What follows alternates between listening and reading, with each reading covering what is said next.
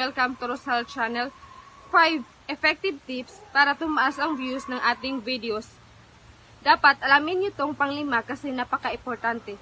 Number 1, kapag po kayo ay nag-post at nag-post kayo ng bago, i-share natin sa ating stories dahil maraming manonood doon.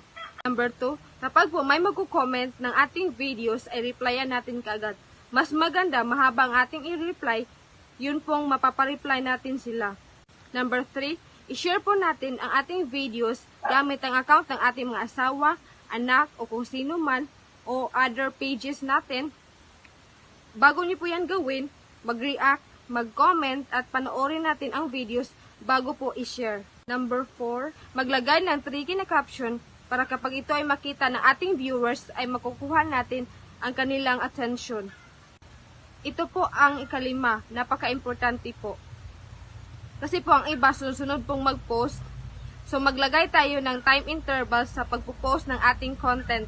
Kasi nga, karamihan sunod-sunod mag-post ng ilang minuto lang ang interval.